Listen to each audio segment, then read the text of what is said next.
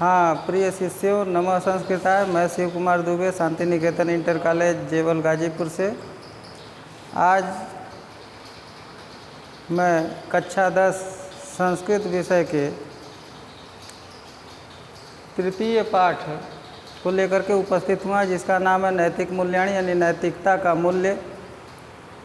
और इसमें देखते हैं लिखे हैं लेखक कि नयनम नीति, नय धातु होता है ले जाने के लिए कहा जाता है। नयनम नीति माने ले जाना ही नीति है। नीति रिमानी मूल्यानि नैतिक मूल्यानि, यानी नीति के मूल्य ही नैतिक मूल्य हैं। यया शरण्या कार्यकरेण मनुष्यस्य जीवनं सुचारु सफलांच भवति सा नीति कथ्यते। जिस क्रिया विधि के द्वारा मनुष्य का जीवन सुचारू और सफल होता है वह नीति कहलाती है, या उसको नीति कहते हैं। इयं नीति केवलस्य जनस्य समाजस्य कृते एव न भवति। यह नीति केवल लोगों का और समाज के लिए, लोगों के लिए और समाज के लिए ही नहीं होती है, अपितु जनानां नृपाणां समेषां च व्यवहाराय भवति। अर्थात लोगों के लिए और राजाओं के लिए समान रूप से व्यवहार के लिए होती है। शासन के व्यवहार के लिए होती है। नित्या चलनेन व्यवहारेण प्रजानां शासकानां समस्तस्य लोकस्यापि कल्याणं भवति। नीति पर चलने से, व्यवहार करने से प्रजाओं का, शासकों का और समस्त लोगों का भी कल्याण होता है। पुरातन कालादेव भारते कवयः नीतिकाराः मनोरमया सरसया गिरा नीतिवाक्यानि कथाभि श्लोकैश्च व्यरचयन्। प्राचीन काल में भारत में कवियों ने, नीतिकारों ने मनोरम और सरस वाणी में, गिरा माने वाणी, वाणी में नीति वाक्य, कथा भी माने कथाओं के द्वारा और श्लोकों के द्वारा वे रचयन माने रचना किए। एक बार फिर से देख लेते हैं। पुराने समय में या प्राचीन काल में भारत के कवियों और नीतिकारों ने मनोरम और सरस वाणी में नीति वाक्यों का, कथाओं का और श्लोकों का रचना किए। इत्थम नीति शास्त्राणि व्यवहार विधे। यह नीति शास्त्र व्यवहार विधे यानी व्यवहारविद है, यानी यह नीति का जो शास्त्र है वह व्यवहारविद है, व्यवहार का ज्ञाता है। कांता सम्मित तयोपदेश युजे बभूव। प्रियतमा के समान उपदेश देने वाला है, हुआ।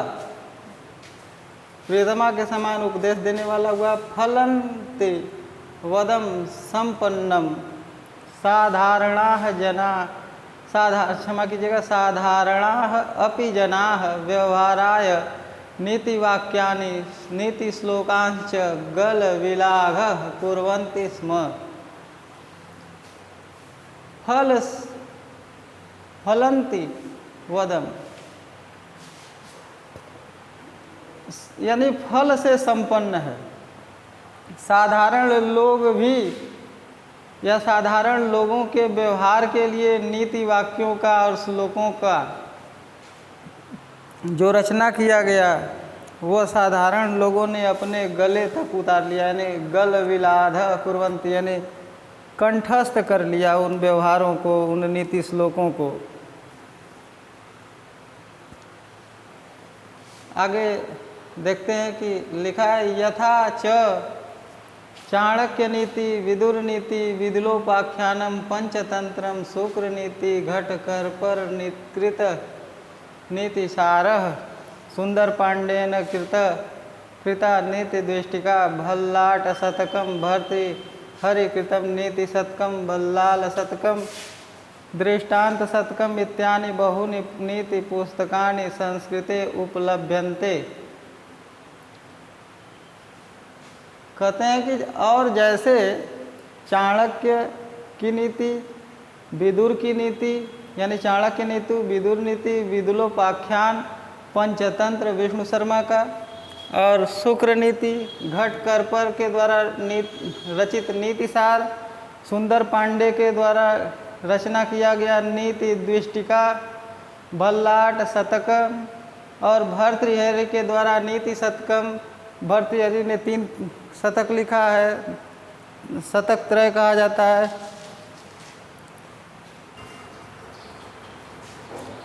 सुंदर पांडे के द्वारा एक बार फिर से देखते हैं, सुंदर पांडे के द्वारा नीति द्विष्टिका, भल्लाट शतकम, और भर्तृहरि कृतम यानी भर्तृहरि के द्वारा, ये भर्तृहरि महाराज भर्तृहरि हैं जो नाथ संप्रदाय के सिद्धों में से एक सिद्ध हैं। इन्होंने 3 शतक की रचना की, श्रृंगार शतक, वैराग्य शतक और श्रृंगार शतक। तो यहाँ पे नीति शतक लिखा है कि भर्तृहरि के द्वारा रचित नीति शतकम, बल्लाट शतकम और दृष्टांत शतकम इत्यादि बहुत सी नीति की पुस्तकें संस्कृत भाषा में ही उपलब्ध होती हैं। विचार्यमाणे साहित्ये आदिकालादेव सर्वेष्वपि राष्ट्रेषु अयं विश्वासः प्रचलितः आसीत् यत् काव्यस्यान्येषु प्रयोजनेषु सत्स्वपि एकं मुख्यं प्रयोजनकं नैतिकः परितोषः। विचार करने पर साहित्य में आदिकाल से ही सभी सर्वेषु अपि जोड़ करके इसमें सर्वेष्वपि लिखा है, राष्ट्रेषु माने राष्ट्रों में, यानी सप्तमी विभक्ति बहुवचन का चिन्ह है राष्ट्रेषु। साहित्य जो है साहित्य में यानी सप्तमी विभक्ति एक वचन का है। तो विचार्यमाणे अर्थात विचार करने पर ये साहित्य में प्राचीन काल से, आदिकालादेव माने प्राचीन काल से ही सभी राष्ट्रों में यह विश्वास प्रचलित था। अयम माने यह, विश्वास माने विश्वास, प्रचलित माने प्रचलित या फैला हुआ, आसित माने था, यह विश्वास फैला हुआ था कि यत माने कि काव्यस्य अन्येषु यानी काव्य के अन्य प्रयोजनेषु प्रयोजनों में सत्य स्वअपि एकम मुख्य प्रयोजनकम यानी वास्तव में काव्य के जितने भी अन्य प्रयोजन हैं, इन सभी प्रयोजनों में सभी प्रयोजनों का एक मुख्य प्रयोजन है नैतिक परितोष, यानी नैतिकता का पारितोष, यानी नैतिकता की परिपुष्टि। आगे देखते हैं, लिखते हैं कि प्लेटो, अरस्तु, पेटर, होरेस आदि सर्वैः विचारकैः काव्यस्य मुख्य प्रयोजनकम नैतिक विकास एवं स्वीकृत। जो हमारे देश के और पाश्चात्य देशों के, हम लोगों के देश जो एशिया महाद्वीप का पूर्वी भाग है उसे प्राच्य और जो पश्चिमी भाग है उनको पाश्चात्य कहा जाता है। तो इसमें अरस्तु, प्लेटो और पेटर, होरेस आदि जो पाश्चात्य जो विचारक हैं, उन सभी के द्वारा काव्य के मुख्य प्रयोजन के रूप में नैतिक विकास ही स्वीकृत किया गया, यानी नैतिकता का विकास हो, यही काव्य का जो है मुख्य प्रयोजन निर्धारित किया गया है। आगे देखते हैं, लिखते हैं कि नैतिक मूल्य व्यक्ति सामाजिकी प्रतिष्ठा विवर्धते। ये तृतीया विभक्ति बहुवचन का है। नैतिक मूल्य के द्वारा व्यक्ति की, समाज की प्रतिष्ठा बढ़ती है। मानव कल्याणाय, मानव कल्याण के लिए नैतिकता आवश्यकी यानी नैतिकता की आवश्यकता है या नैतिकता आवश्यक है। नैतिकतैव व्यक्तेः समाजस्य राष्ट्रस्य विश्वस्य कल्याणं कुरुते। नैतिकता से ही व्यक्ति समाज का, राष्ट्र का और विश्व का कल्याण करता है। नैतिकता आचरणेनैव मनुष्येषु त्याग। नैतिकता के आचरण से ही मनुष्य में त्याग, तपः, विनयः, सत्यम, न्यायप्रियता एवं अन्य अपि मानवीय गुणाः समुत्पद्यन्ते। नैतिकता के आचरण से ही मनुष्य में त्याग, तपस्या, विनय, सत्य, न्यायप्रियता और अन्य भी मानवीय गुण उत्पन्न होते हैं। नैतिकतया मनुष्य अन्य प्राणी भी भिन्न जायते। नैतिकता ही मनुष्य को अन्य प्राणियों से भिन्न बनाती है, इसलिए नैतिकता से ही मनुष्य अन्य प्राणियों से भिन्न हो जाता है। तदा आचरणेन व्यक्तेः समाजस्य च जीवनम अनुशासितम निष्कंटकम च भवति।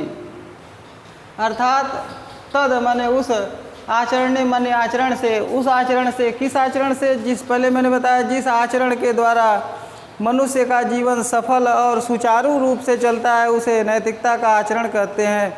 तो यहाँ पर वही चीज़ लिखते हैं कि तद आचरणेन, उस आचरण से, व्यक्ति समाजस्य, व्यक्ति का समाज का जीवन, व्यक्ति का और समाज का जीवन अनुशासित और बाधा रहित होता है। व्यक्ति समाजस्य वर्गस्य देशस्य च समुन्नयनावसरो लभ्यते। व्यक्ति समाज के, वर्ग के और देश के, तो ये च को एक के बाद रख देंगे तो हो जाएगा कि व्यक्ति समाज और वर्ग तथा देश के लिए समान उन्नति का अवसर उपलब्ध होता है। किससे? नीति से, क्षमा कीजिएगा। समाज ईर्ष्या द्वेष छल कलहादि दोषेभ्य मुक्तो भवति। समाज ईर्ष्या द्वेष छल कलह आदि दोषों से मुक्त होता है।